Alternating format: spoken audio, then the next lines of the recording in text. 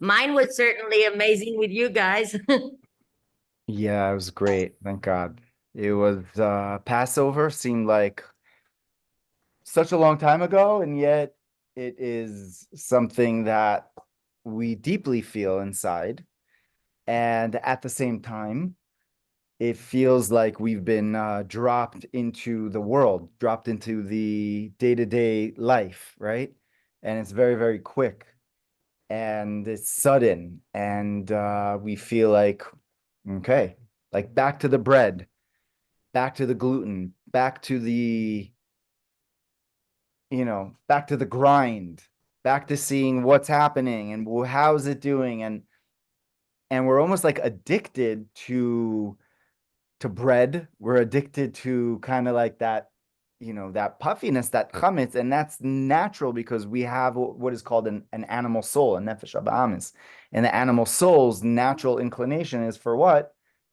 For physicality. So it's not a contradiction to what the actual nature is, right? And the big question is, what is our godly soul actually communicating?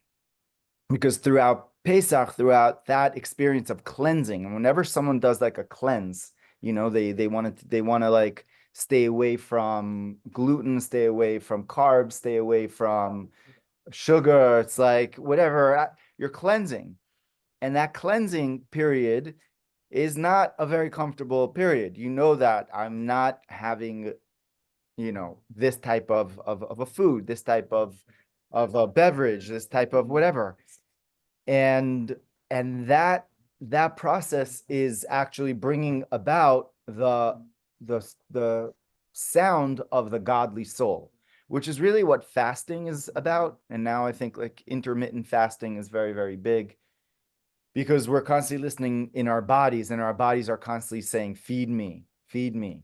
Like I seem like my son, like he's my younger son, like he's 12, and literally every 20 minutes he must open up when he's home. He must open up the fridge door at least 5, 6 times. What's the latest food? What's the latest fridge? What's happening?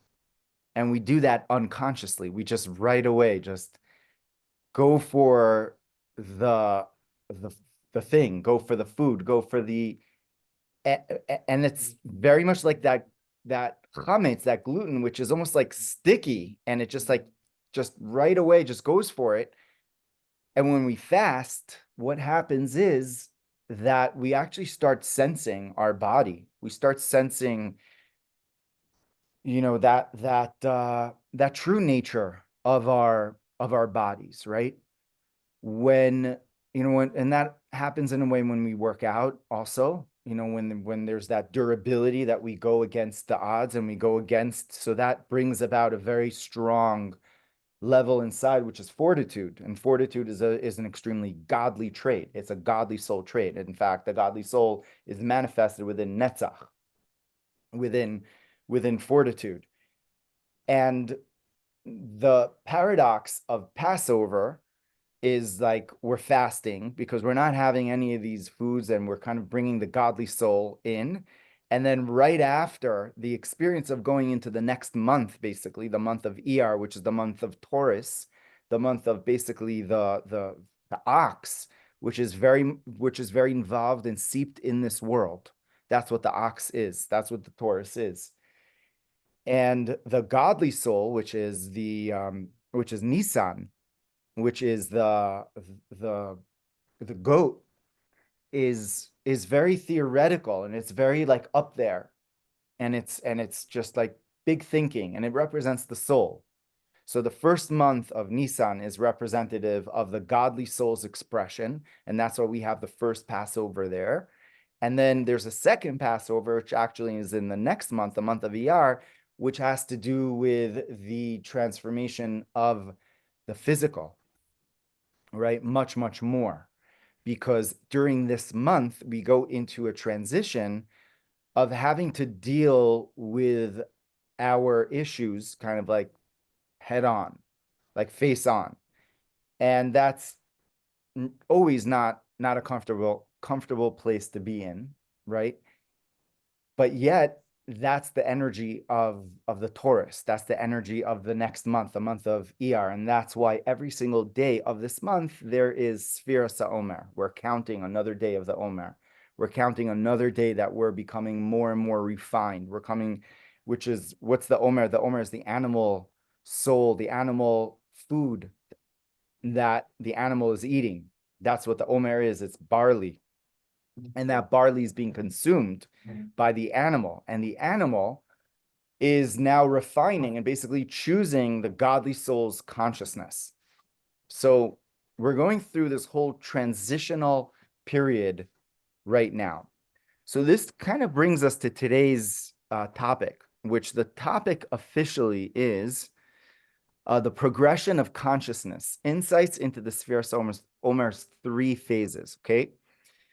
So the progression of consciousness. What is consciousness? Right? And what is consciousness?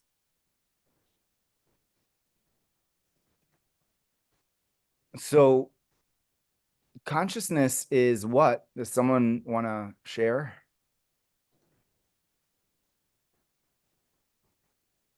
What is consciousness? Something that is thrown around a lot. I would just say soul awareness. Yeah. I think that captures it perfectly. That's a bingo. Yeah. Consciousness is not just the animal soul's, the body, we could say, base awareness, right? Because that's more instinctual. Would you agree? And there's no choice that the animal really has to act upon its tendencies, right? And as humans, we are part animal, right? And then we have our godly soul's awareness, right? The Nefesh Elokis, the godly soul's awareness that the Alter Rebbe speaks about in Tanya, called the divine soul, the second soul, right? That in its awareness, divine awareness of itself, of the soul and of creation of God, that divine entity, right, which is basically our souls, has the ability to illuminate its whole world. Basically, it's like turning on the light, the inner light, and that's the difference between us and animals, right?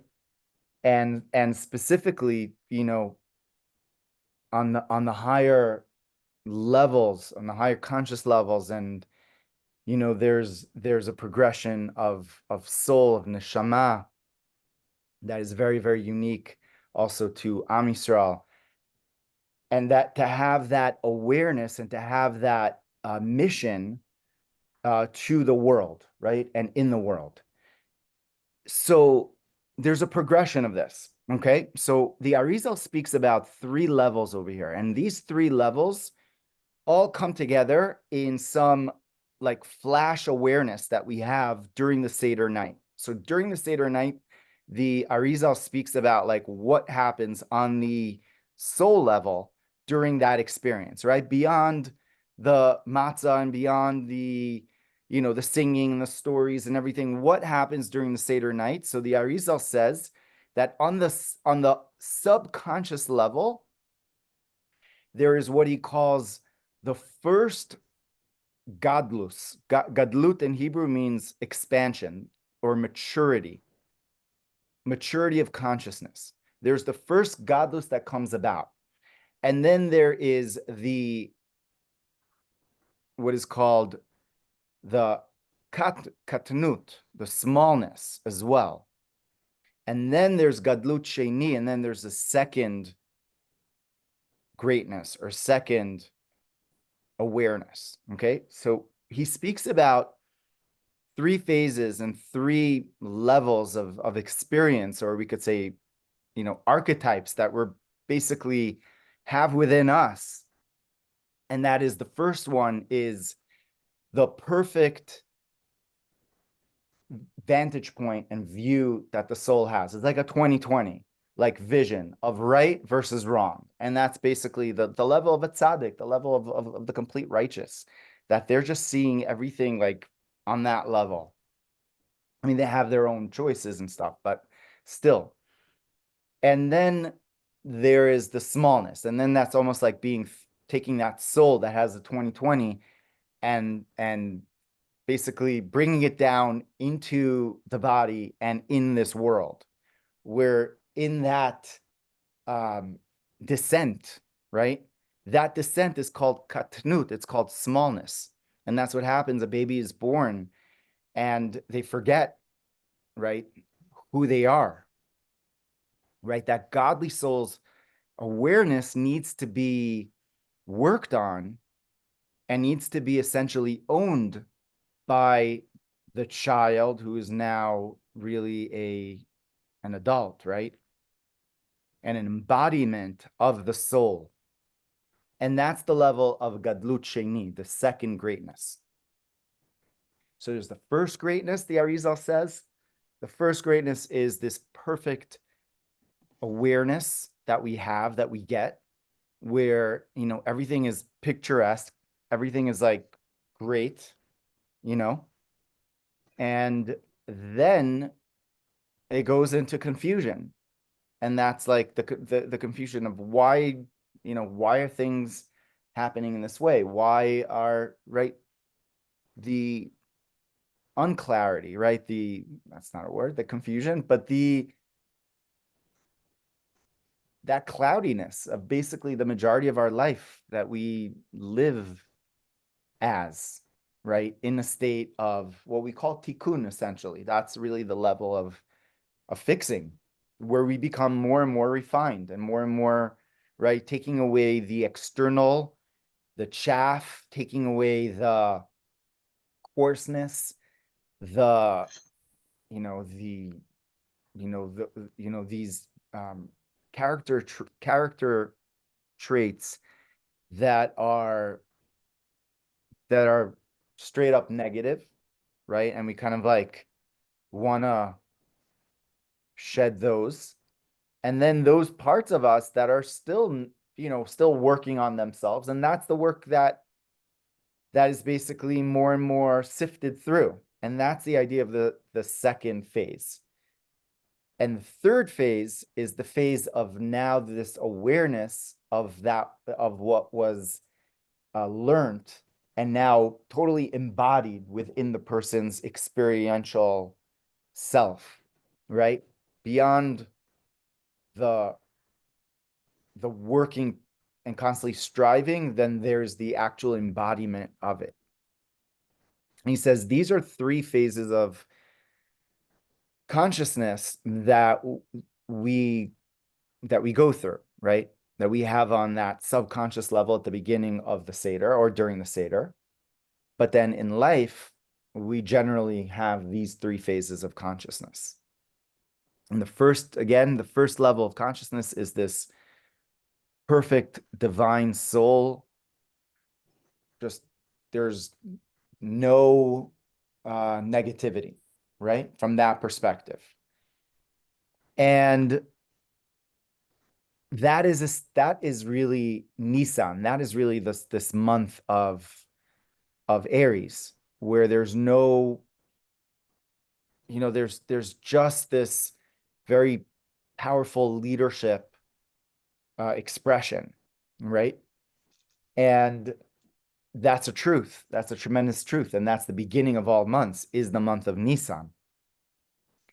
Then as we take that and we go into the next month, we go into the month of now working on the animal soul consciousness, because we could leave Egypt, but Egypt doesn't leave us, right? And that means like really just working on oneself and kind of asking where do things come from, and what are patterns, and what are non-truths that are not me? And what are truths that are me that I want to embody more and more? And there's so much work in that. There's so much, there's so much striving, and there's so much anticipation, we could even say. And that's the second phase.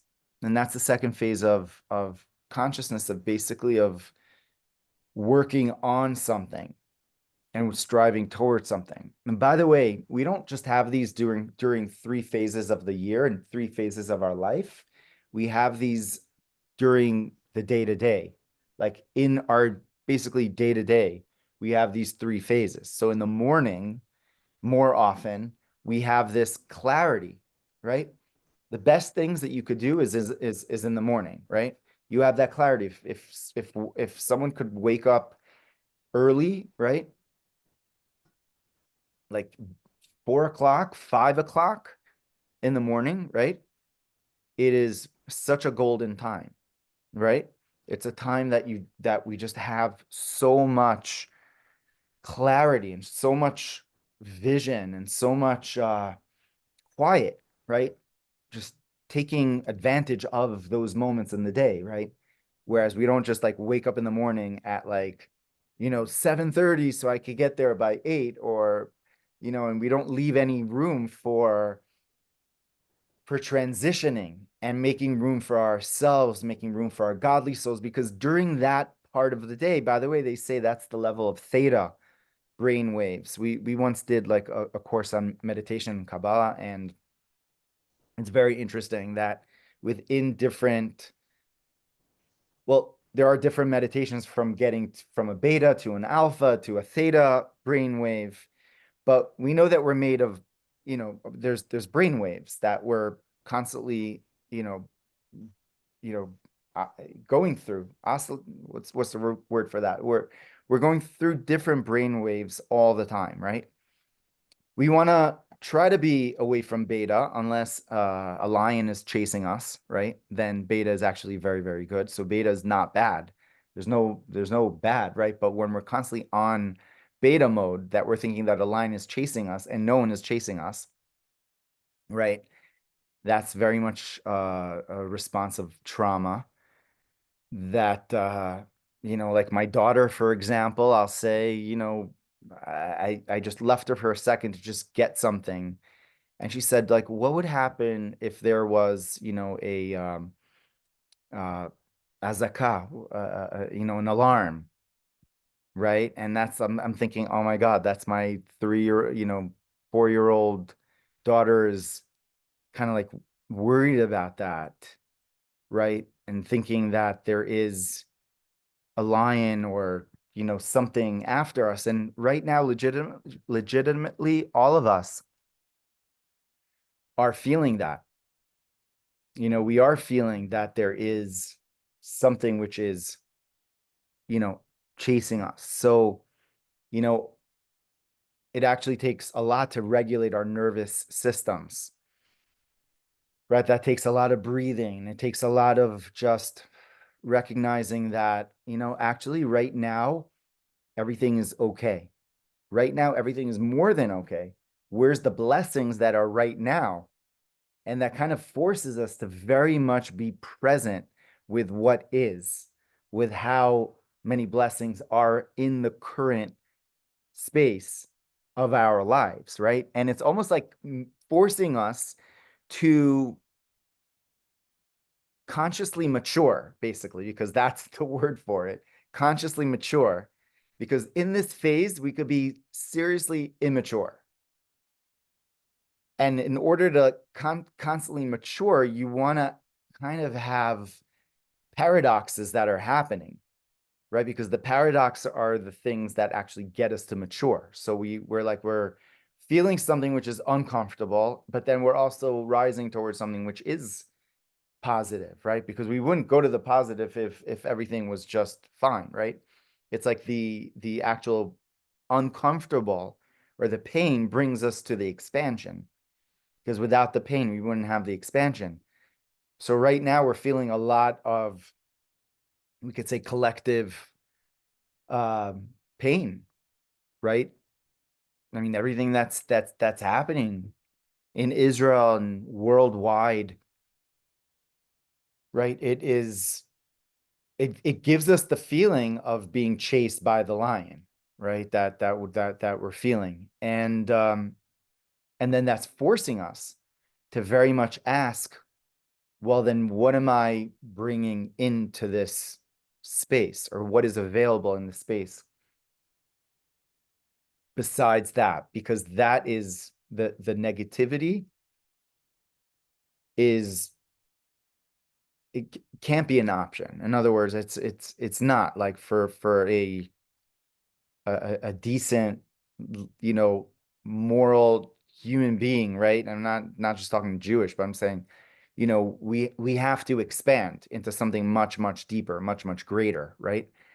And that's the second phase. But I was just mentioning that first phase during the morning, where there's basically the theta brainwaves. We don't have all the beta, which is going on in the morning yet, because we haven't gotten to work and we haven't gotten 3 cups of coffee in us and getting the caffeine spike and getting us like, then checking the feed and checking the, what's going on here in the new, and then the beta is on. In the morning, we're able to do so much, and we can really plan and put ourselves in the right mindset right there and then in the morning, right? By taking time to breathe, taking time to learn, to do something new, and by taking time to actually be in our body, to actually move a little bit, right? To do some sort of an exercise, right? There's been research that the correlation between physical exercise and then spiritual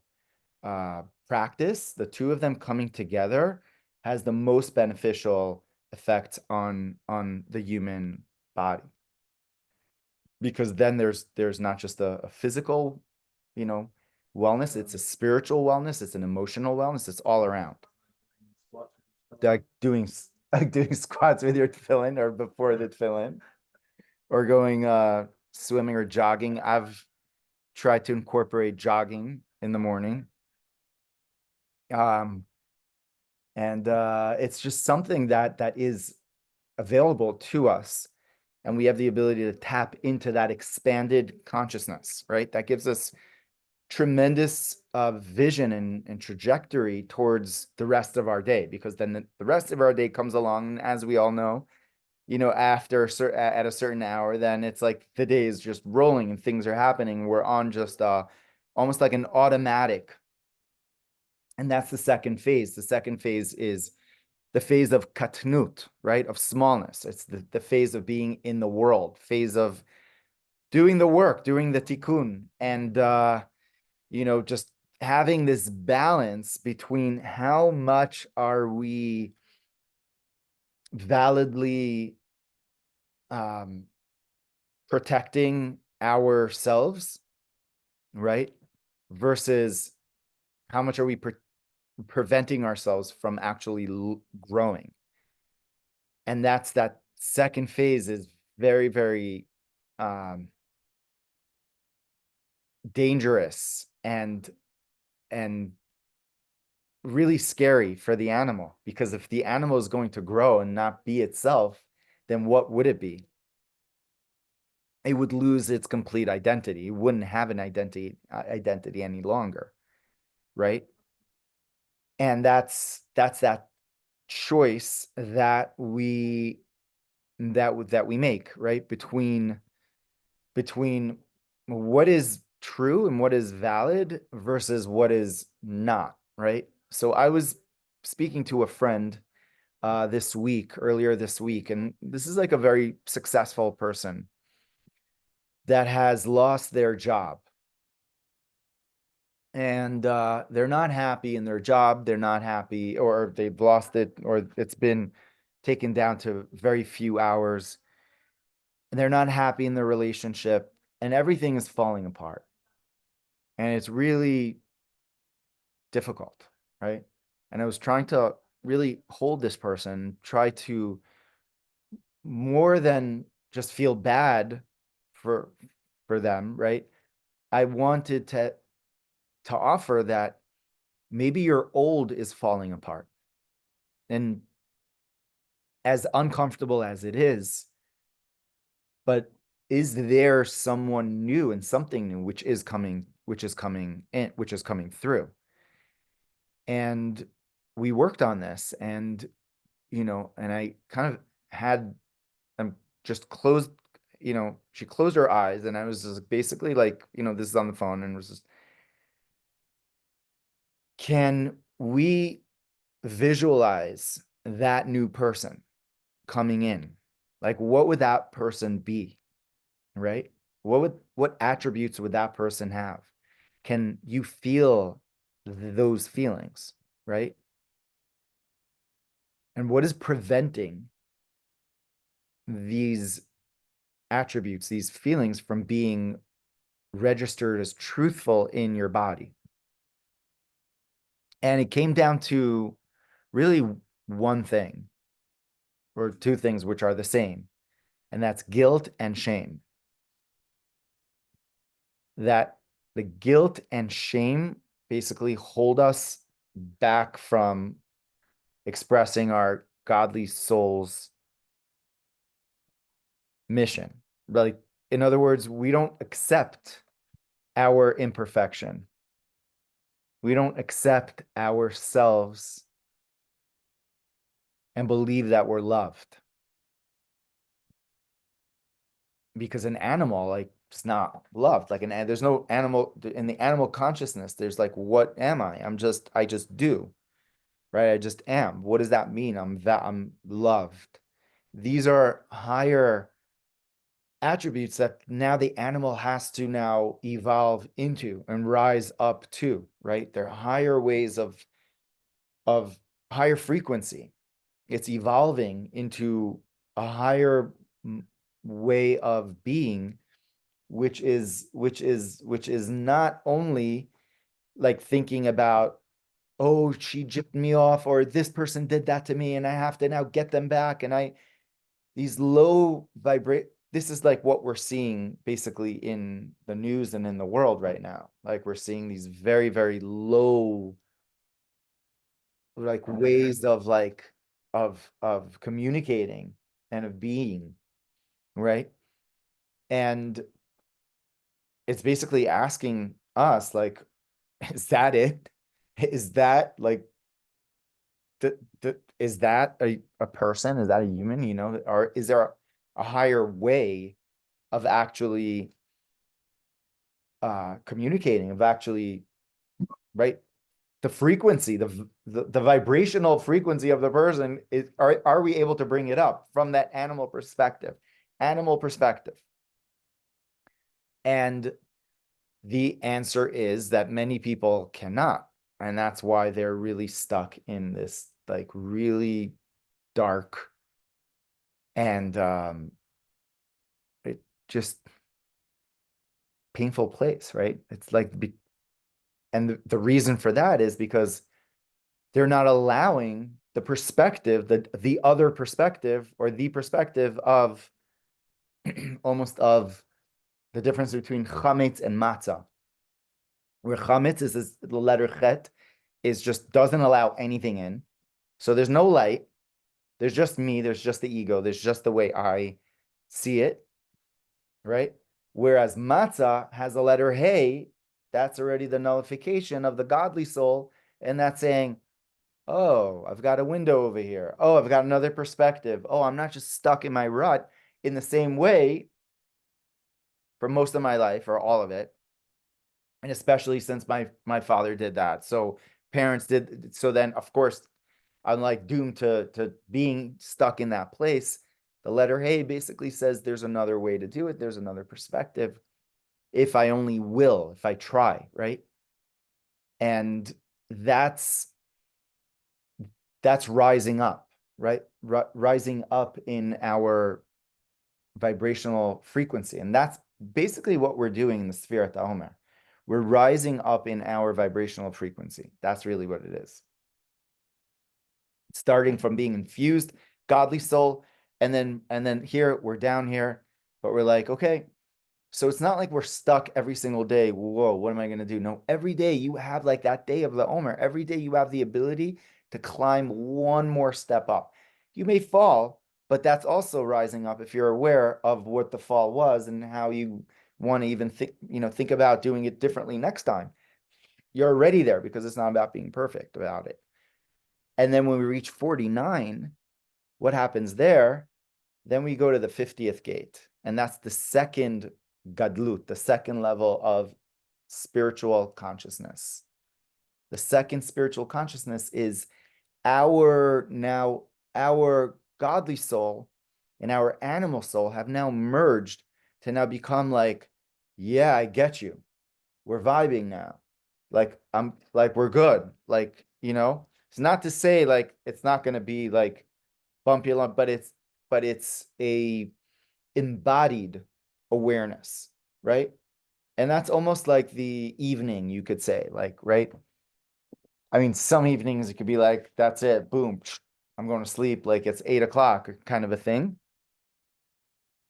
But then other times it's 3 a.m.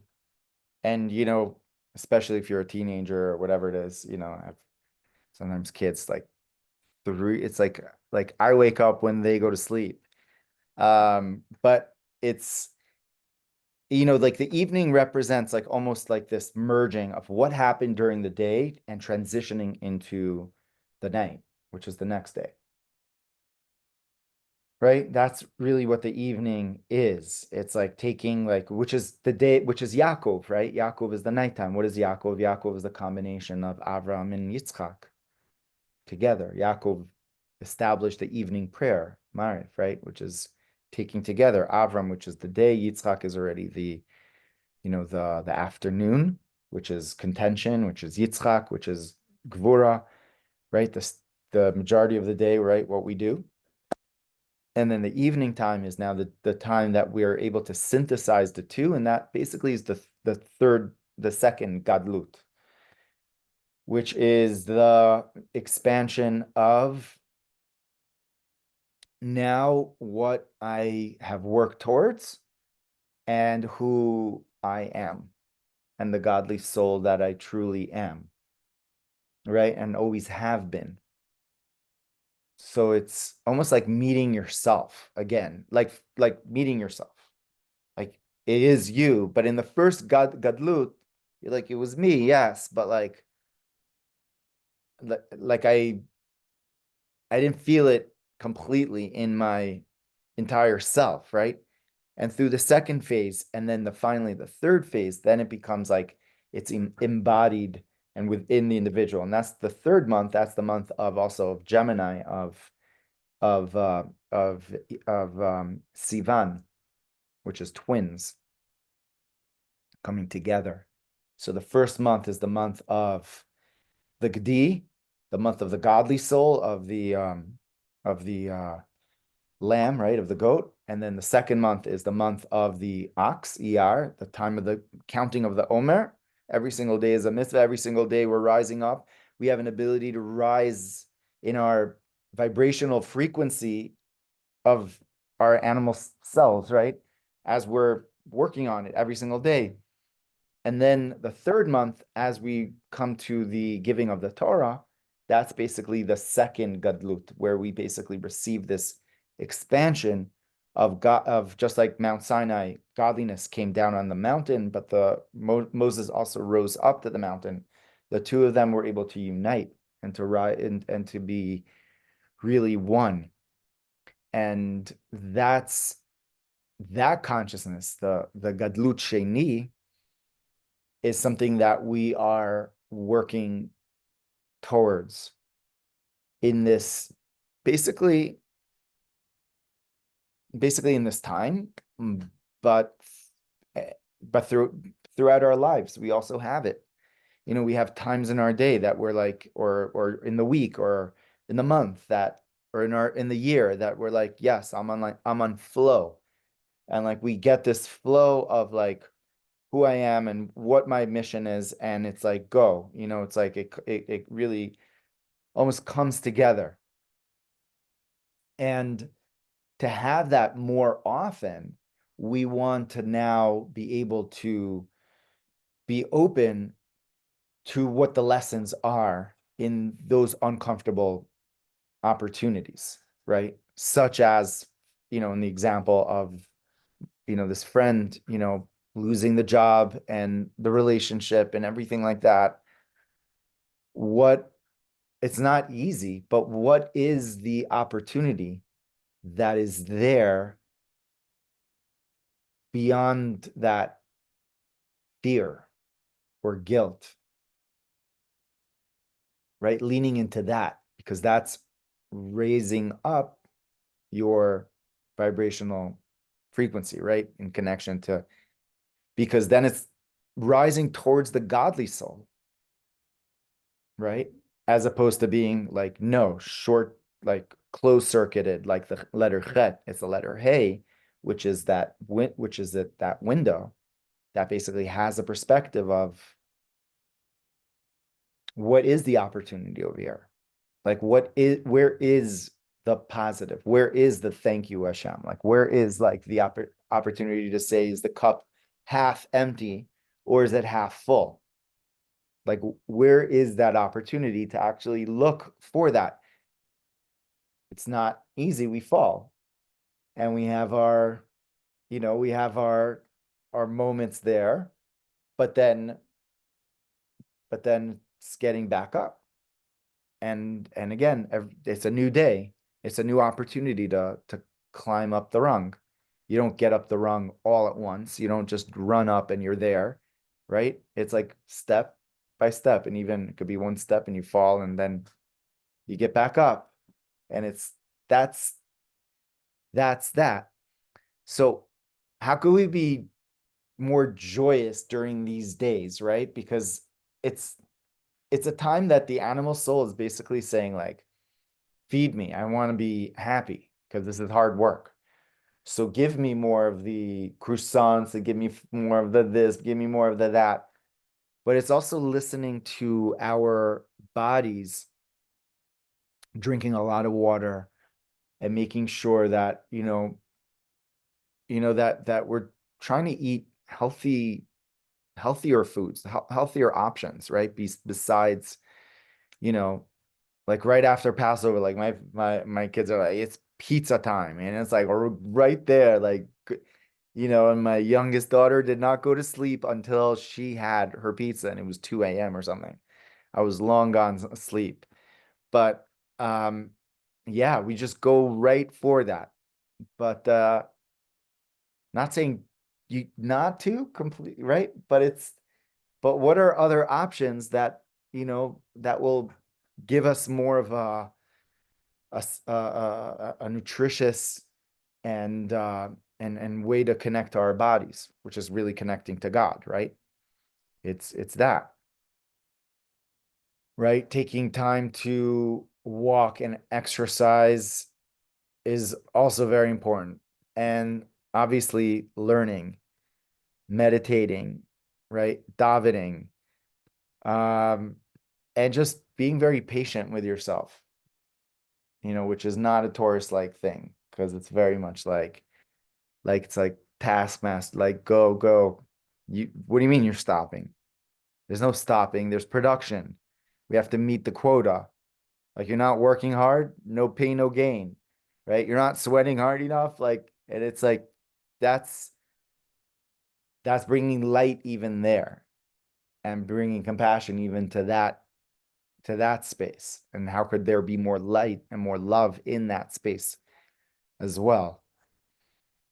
Not easy, because the Taurus is like, don't give me love. I just want to like work. Don't give me anything fluffy. I just want like, I just want to hit the goals. Nothing fluffy over here.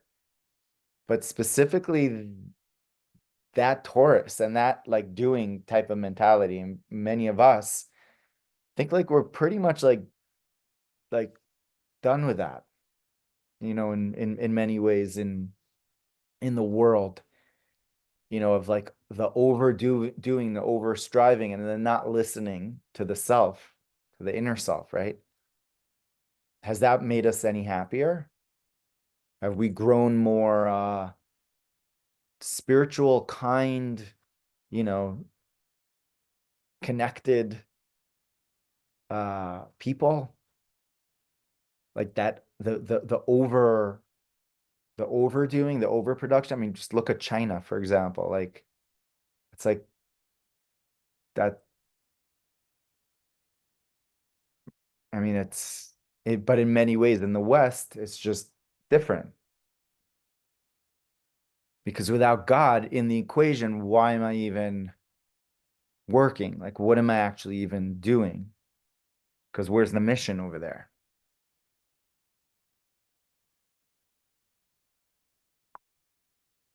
Yeah. So, what do you guys think?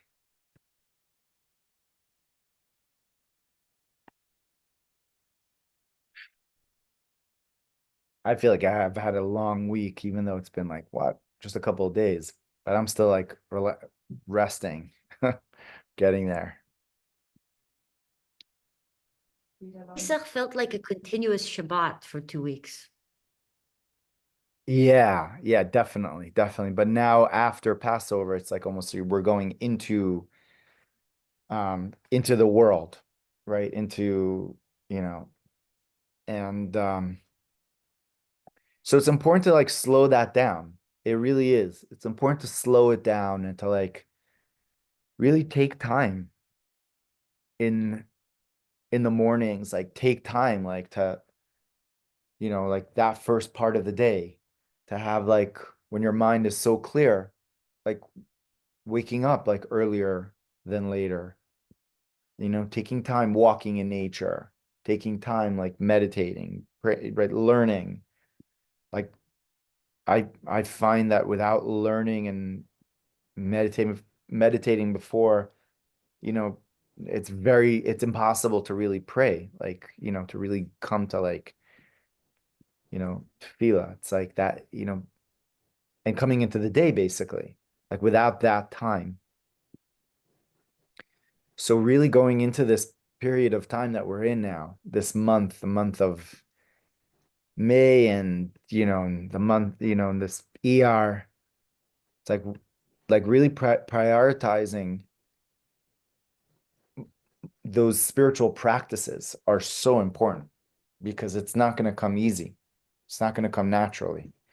When there's a custom to learn every Shabbat Pirkei Avot, like the ethics of our fathers. It's amazing, amazing chapters of the greatest wisdom really there. And the custom is to learn it during these weeks specifically, because learning like ethics and learning like, these different perspectives actually illuminate us. They're tremendously wise, right? That wisdom just takes that energy of our animal soul, especially during this time, and is basically say, well, let's strive like siag la chokhmah shtika. Like there's a like a safeguard of wisdom is silence. Wow, what a wise quote. So you're like thinking about that, right? You're pondering that a little bit more in your interactions, in your ways of being, and that's an awareness that now becomes uplifted, right? Because we're allowing Hashem inside, and that's really setting aside, spiritual times to learn, to meditate, and to also like respect our bodies. That means like exercising and is eating right is super important during this time, right? As we're in this state of what we call smallness, right? Katnut, right? But all of that is I think just it's really about bringing us. resisting gravity. It's about defying gravity. I Yeah. mean, if What do we identify with more? Do we identify more as our godly soul or as our animal soul? And so there's a beautiful story that I forgot who it was, but it was um, some chassid, someone that was visiting the Lubavitcher Rebbe, and and he had a private audience with the Rebbe in his room, and then he walked out and he forgot to mention a couple of things, very important things, for whatever reason during that time. And so he wrote it in. And what he did is, the secretary said you could just put it underneath the door, and then when the door opens, I'm gonna like open it, I'll pick it up and I'll give it to the Rebbe, something like that. And so he puts it in, and then he looks, the man looks, and he sees that the Rebbe is actually bending down himself personally and picks up his letter, and he felt really bad. And so he wrote to the Rebbe about it. He said, I want to apologize. I didn't mean for you to bend down, and to do that. And so the Rebbe wrote back and he said, my whole mission is to bend down and to illuminate, in his words, להגביר את הצורה על החומר, and to strengthen the form, the spiritual form, over the physical form. להגביר הצורה, the form, על החומר, over the physicality. My whole thing is to illuminate, is to להגביר, to strengthen the godly soul's awareness within the body. That's my whole thing. So bending down and picking up something that's what I do. Like, that's what it's all about, right? And in this lesson, we just learn from there, like the incredible power that we have to identify as that godly soul, right? More often, or at least We can, once more than before, a day, like in some way, like not I thinking think we doesn't can have to learn be from trees. We can learn something from trees. patience. Yeah, but on what they're keeping themselves upright, and they're also flexible when there's winds and stuff. Yeah. They don't break. Yeah. All right. Wow. Okay. So we're gonna pause over here. So yeah, so our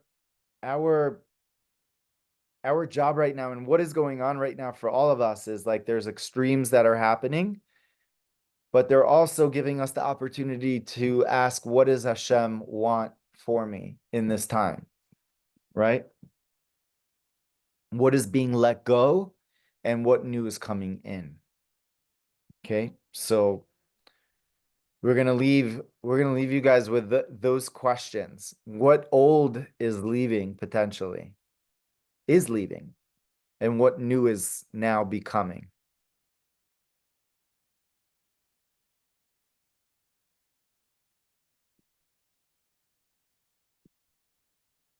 All right. You guys are speechless. Rabbi, it's amazing how the role of the tzaddik is to reach down and lift up his students, and that's where his head is. Yeah, You know, exactly. and I don't know if the person who was telling him he was sorry, for making him pick up the letter, had the understanding that this is what he's doing. Right. That's incredible. Right. Yes. That's just incredible. Yeah. I mean, he was looking at it as from like, this is a man that I respect, and I don't want them to bend down. Yes. Causing someone to bend down for no reason is not a nice thing. Right. Right. But told him that is what I do. I bend down, not metaphorically, right? Bend down. Actually, the word for, what the word for a knee Amazing. in Hebrew is? Knee in Hebrew is berech in Hebrew, which is the same letters as bracha, as blessing. Wow. Oh, wow. Yeah. And that's what he did all day. Right, is That's blessing. what Rabbi, all day. That's what he did. Yeah. That's incredible. Yeah. Yeah, but we all are miniature, you could say, V'amech kulam tzadikim, and all of your nation are tzadikim. So we have that tzadik inside, right? That person inside that is drawing much more than he or she believes that they have, but they do have that, and we do have that, and that's really the truth beyond the veil of that, of that closed circuit of the letter chet, of the ego, of the chametz, right? Where we bust the little bubble over there, and there's a little bit of there's a little bit of an opening, but that little opening all of a sudden sees, oh wow, ooh, I could take a breath, right? I am safe. I am, connected. I am loved. I am in trust. So, we want to take those opportunities to, to instill more of those practices in our day, so that we can feel that our godly soul is reaching down into our animal soul, and it's having that effect throughout the day as much as possible, right? When things are triggering us, when things are happening, when we need to respond, right? And be response able. And how do we do that exactly? Do we, right? Love What are that. our, Responsible. yeah, what are our triggers? And what can we learn from our Oh, triggers? yeah. This is where it all happens, and this is where we actually discover ourselves. That's the work. Yes. But God bless you. You guys are all here, and that's what we're all doing. Yeah. Tuning in like this Thank you for every pointing it Thursday out. night. God bless. And that's the work. That is really the work, is again, like go, like the striving, going in, one more, one more thing. And Thank you, Rabbi. yeah. You're feeding, and I'm chewing and digesting. Hashem, beautifully said, Talia. Blessings. I'm looking forward to to our class on Sunday and Tuesday. Really looking forward to getting back to our light warrior classes, which have been incredible. Really, really, really incredible. We've really gone into so many incredible places. So, well, looking forward, and I want to wish all of you a beautiful, beautiful Shabbat, and You blessings too. for the new month. Today, this week, we celebrate the blessings for the new month. So all the energy for the new month of Iyar is coming about during this Shabbat. So it's a really opportune time to just lean in to getting the strength for working on this month of Taurus kind of energy, right? So we want to say, the Tehillim. We want to be connected to meditation and prayer on Shabbat, like, asking Hashem for strength and mercy for everyone, right? And everything in the world, right? Mashiach, yeah. Thank you so much. Wow. Amen. Baruch Hashem. Blessings, Thank you. everyone. Shabbat shalom. Shabbat shalom.